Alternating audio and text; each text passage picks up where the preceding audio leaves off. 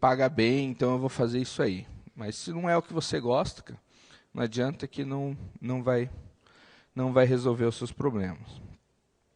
E daí você vai ser aquele profissional que acaba sendo profissional frustrado, né? Então, daí é melhor procurar uma outra área e que você realmente gosta, né? Então, e o que é o software livre, né? A gente está falando de sysadmin com software livre, eu passei um pouco sobre o que é ser o sysadmin, mas o que é o software livre, né? Software livre é o software que você pode usar, modificar, estudar da forma que você bem quiser, né? Então, existem as 4 liberdades, né, que acho que todo mundo já deve saber, mas é sempre bom reforçar para que todo mundo tenha, porque é uma coisa que falta hoje, principalmente na comunidade, às vezes, é essa diferenciação, né? O que é realmente um software livre. Então, se um software livre ele atende às 4 liberdades, né? A liberdade de 0, né, que é de poder executar o programa da forma que você quiser. Então, não importa o motivo, o software livre ele não vai te restringir. Então, seja para você fazer um programa na igreja, usar na igreja lá, ou no Estado Islâmico, ele tem que te servir da mesma forma, né? Então, o software livre não pode te restringir de forma alguma. A liberdade de poder estudar como o programa funciona e alterá-lo para que ele funcione como você deseja. Então, para isso, é essencial o acesso ao código-fonte, né? Então, se você não trabalha, não é desenvolvedor e não sabe como alterar, mas você tendo acesso, você pode contratar alguém para fazer para você. Você tem que ter a liberdade de redistribuir. Então, você comprou ou recebeu um software livre de graça, ou pagou, né? Você tem acesso ao código-fonte, você pode pegar aquele programa da forma que você recebeu e redistribuir ele da forma que você quiser, seja cobrando, seja gratuitamente. E você também tem que ter a liberdade de poder distribuir as modificações feitas, né? Então, se você, na liberdade 2, precisou fazer alguma alteração para adaptar ao seu problema, o software não pode te restringir a redistribuir essa versão modificada. O que acontece muito, aí que a gente vê, é a quebra dessa cláusula. Então, você pode baixar um programa, pode usar, pode modificar para você, pode redistribuir ele da forma que você recebeu, mas se você fizer alguma alteração nele, você não pode redistribuir, né? Então, por isso que a gente sempre gosta de colocar nas palestras de software livre realmente os 4 pontos, que são os pilares fundamentais da filosofia, né? Então, é bom estar sempre de olho.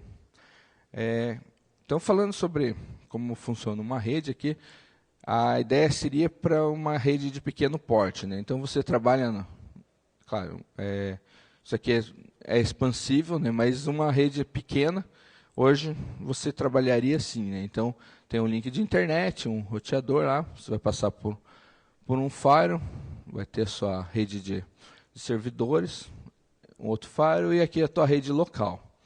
Então, aqui o que eu vou tratar aqui basicamente é aqui. Quais os serviços que você pode disponibilizar para o seu usuário, que ele vai ter acesso e que sejam com software livre, né?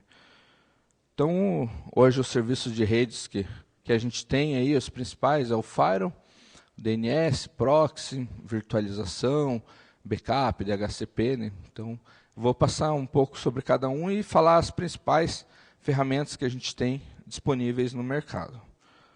Então, Firewall, né, que é essencial hoje numa rede, é um dispositivo que tem o objetivo de aplicar uma política de segurança na rede.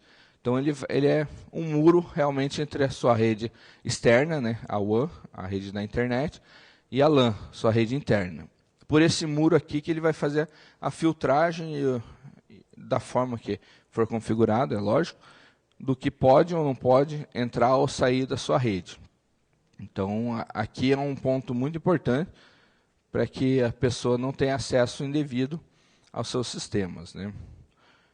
Hoje, no mundo do software livre existem várias opções, mas o que o pessoal mais utiliza assim, é o iptables, no caso de rede de pequeno porte. Né? Rede de grande porte daí tem algumas ferramentas mais que acabam atendendo, mas elas não são 100% livre também. Mas o iptables ele vai atender de forma muito boa. Ele tem um inconveniente, que ele é totalmente na unha. Né? Você tem que escrever o código mesmo, tem que saber o que você está fazendo. Para isso, existe uma ferramenta que o pessoal criou, que é o FW Builder. Então, quem gosta do iptables, mas eu quero uma facilidade, porque eu não sei muito bem como trabalhar com as regras, não sei o quê. Existe o FW Builder, é uma ferramenta gráfica. Então você faz toda a origem, destino, o serviço, a ação que ele vai tomar de forma gráfica aqui, você pode modificar, e ele tem uma geração que gera o arquivo do iptables para você só cola lá no teu terminal e manda executar. Então isso aqui ele vale para o iptables, mas vale para outros firewalls também. O ipfire ele é uma distribuição GNU Linux desenhada especificamente para isso. Né? Então ele é um compilado exclusivo para proxy, mas ele também, como necessidades, ele foi incorporado a alguns serviços. Né? Então, ele tem um proxy, VPN, cache de VPN, tem o DHCP, então tem vários outros serviços, mas o que ele é realmente bom é no Firewall. Aqui tem uma cara dele, né, da interface web, então como que ele é, então é muito fácil de gerenciar, tem o status, os serviços aqui, então ele é muito prático para quem está começando, ainda não tem uma dinâmica de como realmente utilizar. Outro, seguindo nesse raciocínio também, de appliance, né, que eles chamam, que é uma caixa que vai fazer quase tudo para você. Né? A gente tem um que é bem conhecido, que é os indianos que fizeram, que é o Angel. Então, ele também segue no mesmo raciocínio, né, uma interface web. Por trás dessas appliances, todas eles trabalham com iptables. Né? Então, só que é uma forma de facilitar o trabalho de quem tem outras atribuições e não pode ficar, às vezes, perdendo muito tempo. Então, ele facilita bastante, né? Principalmente para quem está começando. Aí. Então, aqui é como ele distribui as regras. Né? Então, fica de forma visual, bem prático e claro. Né? E na mesma forma, só que daí o Engine ele trabalha com kernel Linux e o pfSense ele trabalha com kernel BSD. Né? Então, essa é a diferença dos dois, mas a funcionalidade entre eles é bem similares. Né? Então, muda um pouquinho algumas funções que um tem, mas a principal utilidade deles é ser um firewall. Né? Mas você pode incorporar outros serviços também. Um outro serviço de rede que, principalmente agora com a entrada quase que obrigatória do IPv6, é o DNS. Né? Então, DNS para quem não sabe, é um sistema de gerenciamento de nomes. Então, em vez de você decorar o IP, você vai decorar um nome muito mais fácil. Então, usando DNS, né, para o serviço, a gente tem o Bind e o Power DNS. Então, são dois serviços gratuitos, livres, né? São gratuitos também.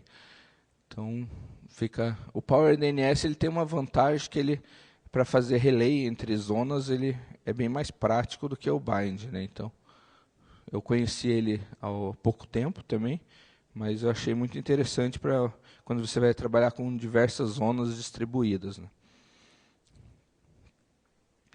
O proxy, né? Então, que acho que todo mundo tem contato numa empresa com o proxy, que ele vai fazer um serviço de ponte entre duas redes. Né? Só que, normalmente, você acaba fazendo um cache de serviços aqui. Então, o proxy hoje que a gente tem mais conhecido é o Squid, né? Então, acho que todo mundo ou utiliza ou já ouviu falar. Ele é o líder, até o pessoal que gosta de software não livre também utiliza bastante o Squid pela sua capacidade. Um outro serviço hoje que está bem em moda aí é o serviço de virtualização, né? Então, hoje, até pela oferta de hardware está bem mais barata, você consegue comprar hardwares mais potentes.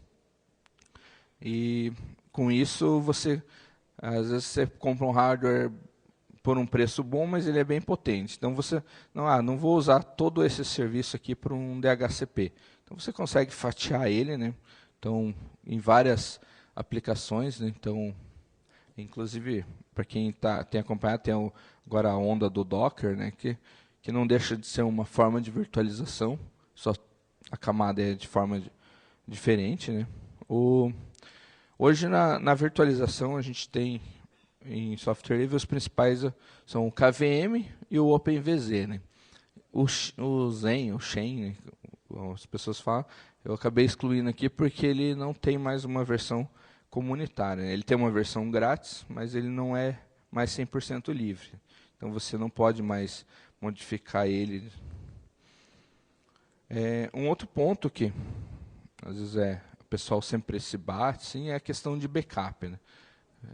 Eu preciso ter uma ferramenta para backup automatizado e não sei qual utilizar, né? Então, o que hoje o pessoal tem usado bastante é o Báculo.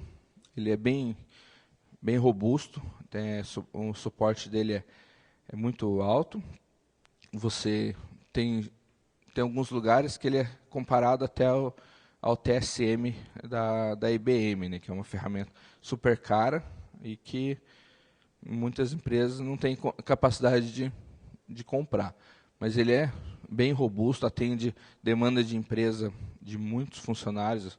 Então, eu já vi empresa com 5, 10 mil funcionários utilizando ele, com quase teras por dia. Então, dá para confiar bastante ele numa infraestrutura. E daí aqui tem o backup PC, que ele é bem simples assim de utilização, mas para uma rede pequena de 30, 40 estações, ele atende muito bem, né? O DHCP, né? Então, eu coloquei aqui, mas o DHCP hoje, 90% das pessoas que usam servidor DHCP, ele vai utilizar o ISC, que é o DHCP padrão das distribuições. Se você usa um outro sistema operacional, daí ele tem o incorporado no AD lá, né, no caso. Mas a gente está querendo usar software livre, não vamos querer aquilo lá.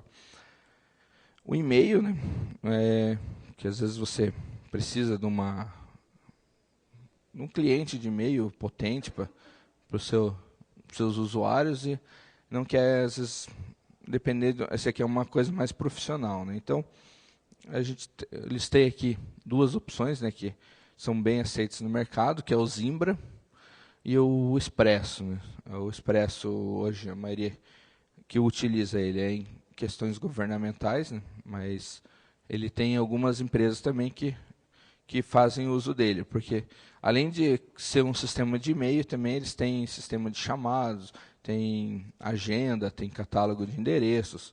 Então ele tem a parte de workflow. Então eles são bem completos e conseguem atender as empresas de uma forma satisfatória. Também um ponto que as empresas precisam bastante, né, são os servidores de arquivos, né? Então, cada vez mais as empresas trabalham com formatos digitais, né? Então você precisa ter uma forma de armazenar os seus arquivos de forma segura.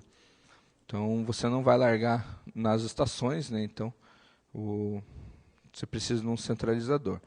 No software livre, os principais utilizados hoje é o Samba, né? Que é para fazer um compartilhamento entre um servidor e umas estações com o sistema operacional Windows ou Mac. Então, se você tem uma rede heterogênea, você vai acabar utilizando provavelmente o Samba ou o FreeNAS, né? Então, são os dois sistemas aqui que eles atendem. O Samba ele vai fazer o papel de cliente-servidor, né? Então, você vai ter um servidor Samba e as estações acessam ele.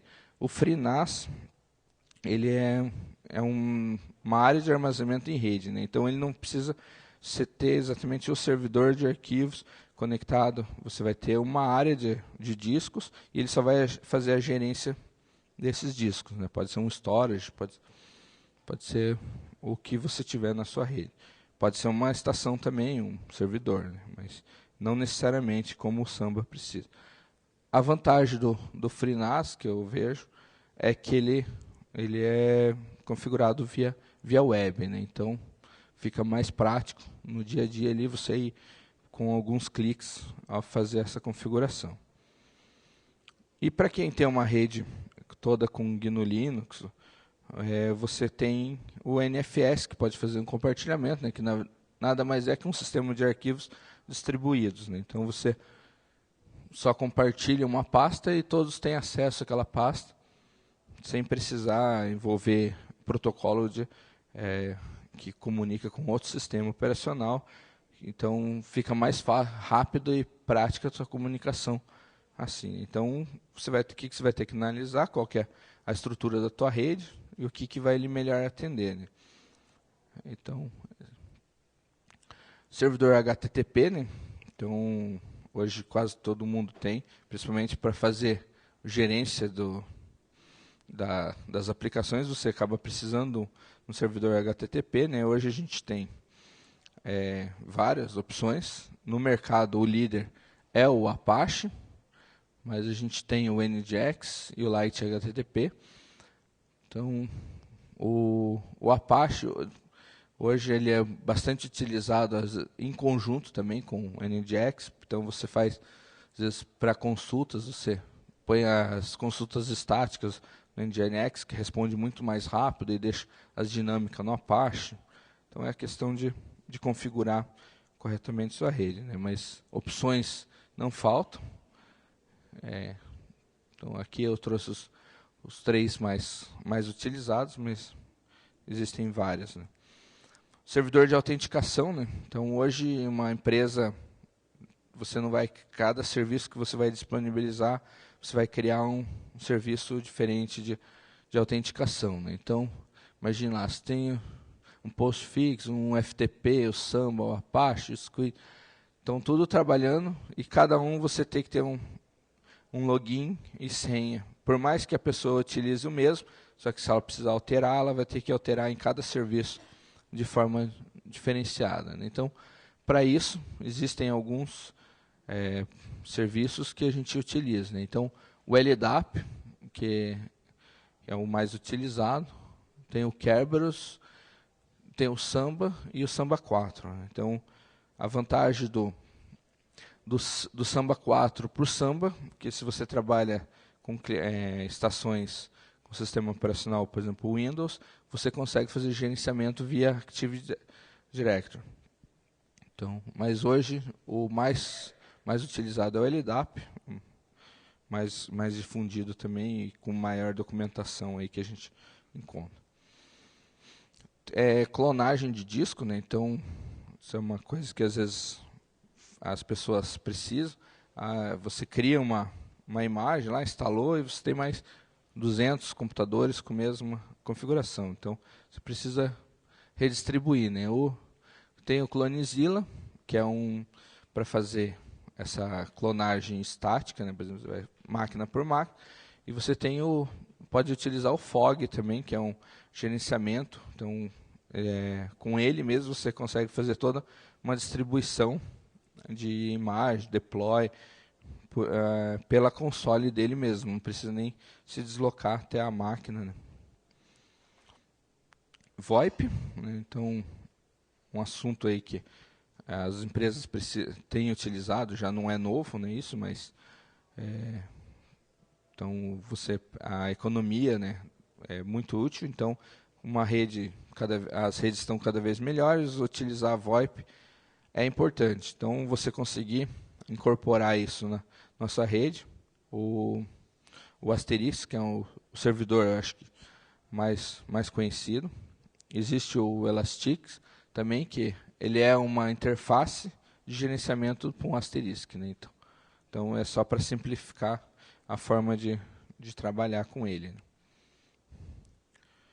O monitoramento, né? Então você tem todos esses serviços na sua rede, vai chegar uma hora que você vai precisar saber o que está funcionando, o que não está, se caiu, o que acontece. Então você não vai precisar ficar entrando em máquina por máquina, né? Então existem alguns serviços, né? Então a gente tem o Nagios, que é o mais completo assim que tem, mas ele é considerado o mais difícil de se implementar, mas ele é um dos mais poderosos que a gente tem.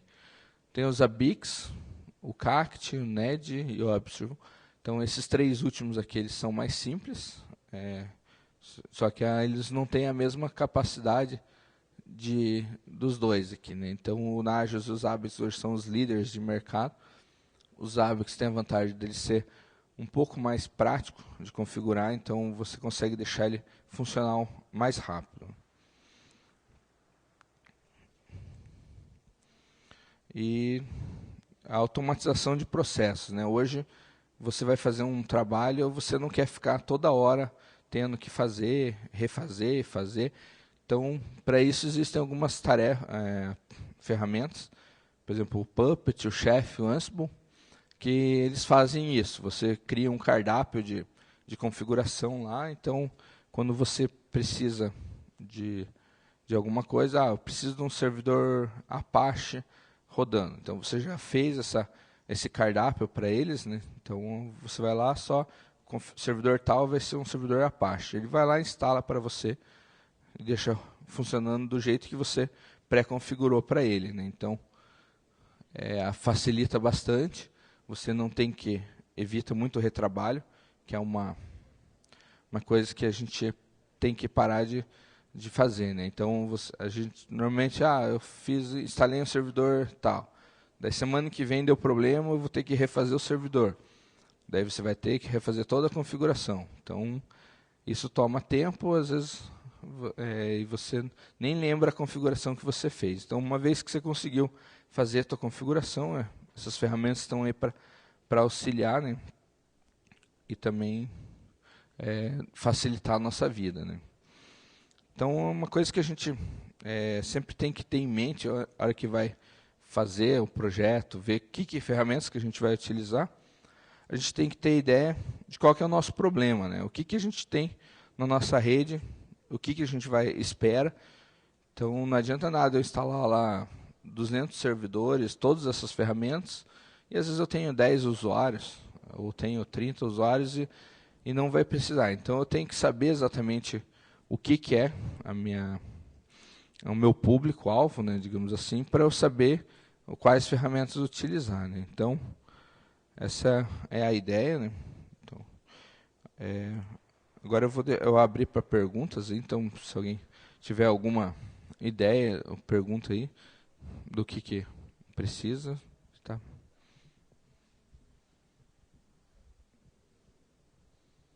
Alguém tem alguma pergunta?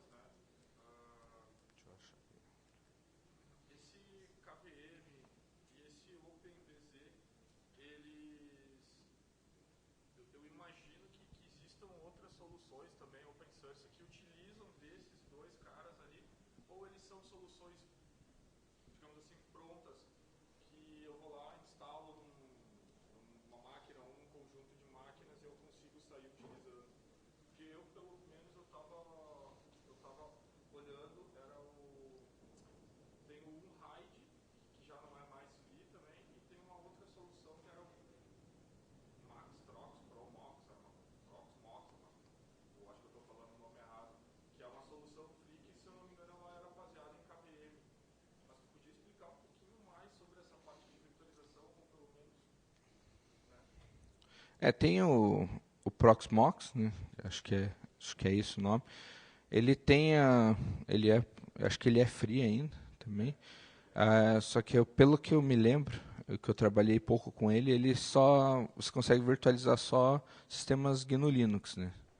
Não, na época que eu mexia com ele, ele não virtualizava Windows direito. Então, daí eu acabei não utilizando mais ele, mas é um bem utilizado, né? O KVM, o OpenVZ, sim, eles são. O OpenVZ ele está sendo bastante utilizado para fazer nuvem, né? Servidores de nuvem. Né? Então, às vezes você tem lá um servidor lá, você quer o usuário poder gerar rapidinho seu servidor igual o DigitalOcean, tem lá que você só escolhe. Então, o OpenVZ você consegue fazer isso. Então, você deixa o template pronto lá, com alguns cliques, você vai lá e consegue deixar pronto para o usuário uma máquina nova. Né?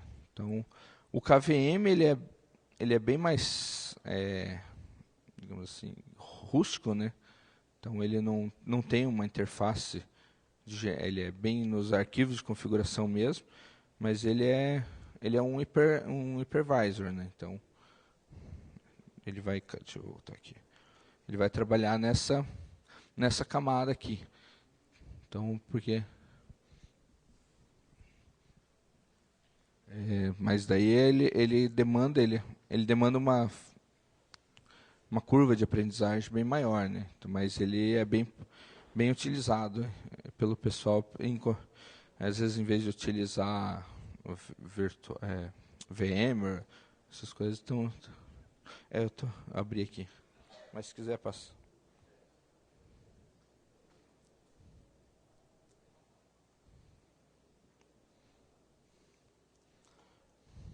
Acho que não sei se eu respondi. Ter um ambiente híbrido, livre, proprietário complica muito a administração? Complica, em alguns pontos complica, né? Então, por exemplo, às vezes a interoperabilidade entre sistemas nem sempre ela funciona da forma que a gente quer. Né?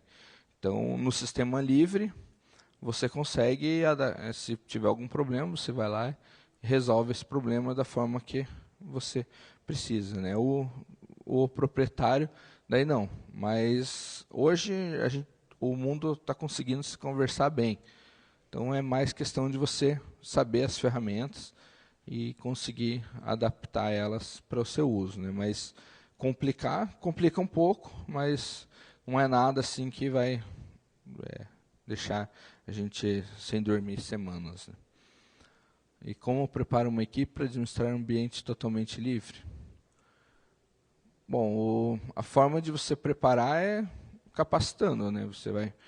A pessoa tem que conhecer, vem atrás, como eu comentei no começo, né?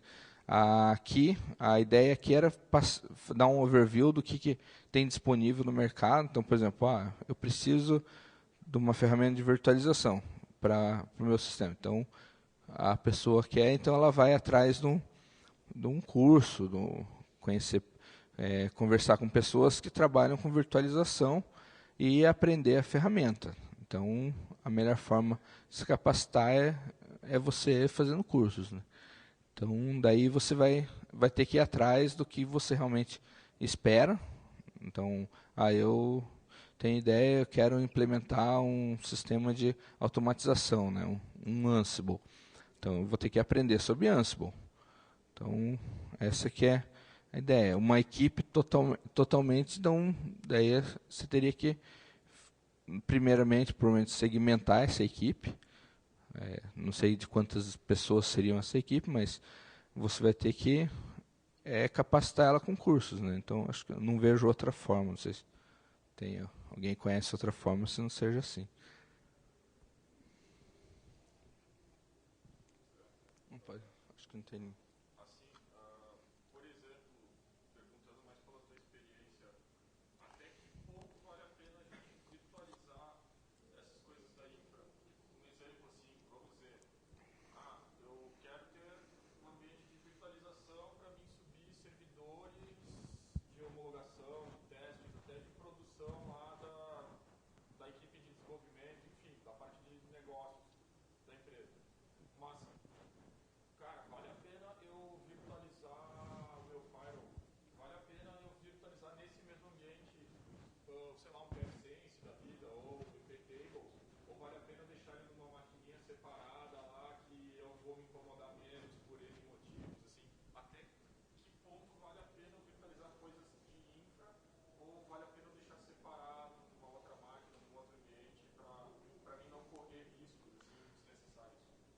O que eu vejo assim, por experiência, não tem problema nenhum você virtualizar. Inclusive lá na Celepar, 99% dos nossos serviços são virtualizados. É claro que por questões, às vezes, do nosso supervisor, a gente não pode, a gente acaba usando algumas ferramentas proprietárias para virtualizar, porque eles preferem gastar dinheiro à toa do povo, né? Mas não tem problema. A única que, sim, eu não gosto muito de fazer virtualização é do Firewall. Mas, até porque se cair o teu virtualizador, você vai estar com a tua rede inteira, teu firewall aberto. Então, eu gosto de ter um controle melhor em cima do firewall. Mas também não vejo problema se você tiver uma confiança grande no teu virtualizador. Mas quando eu implemento um projeto de redes, o firewall eu sempre procuro deixar, pelo menos o de borda, deixar fora do virtualizador. Se você tiver um outro firewall de intra ali, que nem eu coloquei na primeira figura, que tinha um firewall da rede externa, outro para da DMZ para dentro, o da DMZ para dentro pode ser virtualizado, não vejo problema. Mas o firewall de borda, eu acho que é importante deixar ele com uma autonomia melhor. Né? Os outros serviços eu não vejo problema nenhum. Daí, claro, vai depender muito do teu acesso e a capacidade da máquina, do link. Então, às vezes, você tem um serviço lá que tem uma demanda muito grande. Então, você virtualizar, às vezes você deixa o hardware inteiro virtualizado só para ela. Então, deixar ela nativa mesmo já. Então, às vezes, facilita a virtualização para fazer um recover, né? Num disaster recover. Se precisar restaurar um sistema virtualizado, é muito mais prático, né?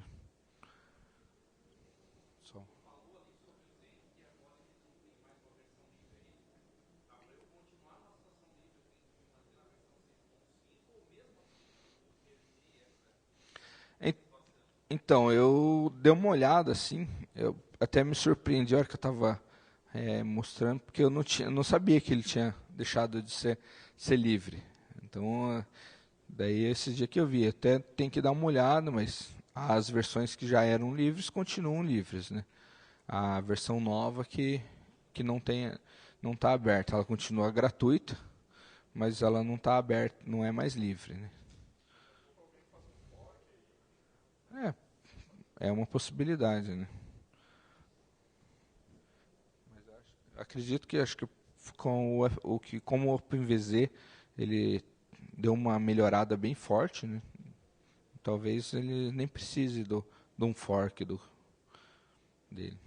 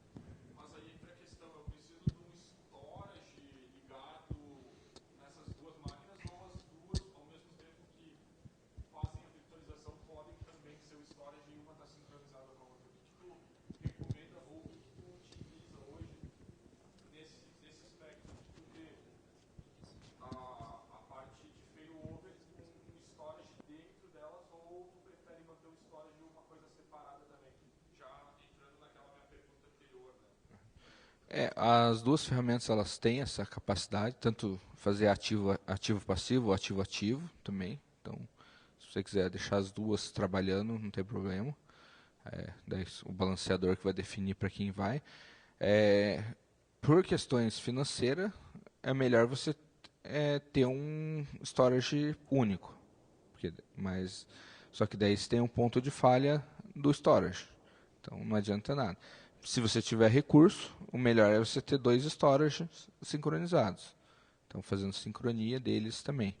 Porque daí, se tiver uma falha na tua rede, você joga para outra e vai ter o storage tudo lá, né? Então, eu acredito. Só que daí é recurso, né? Recurso para storage, às vezes, falta bastante.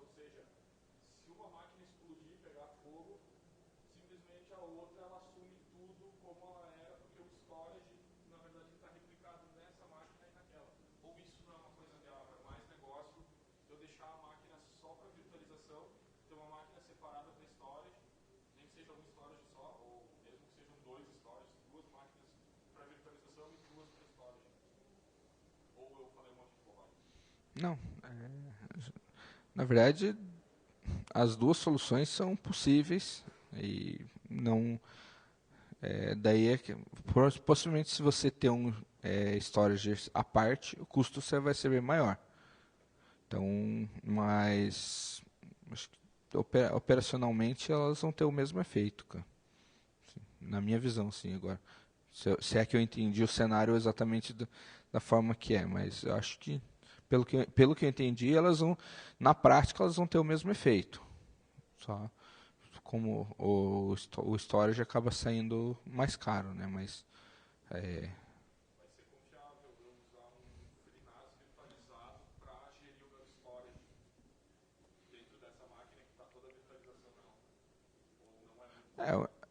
não, confiável é.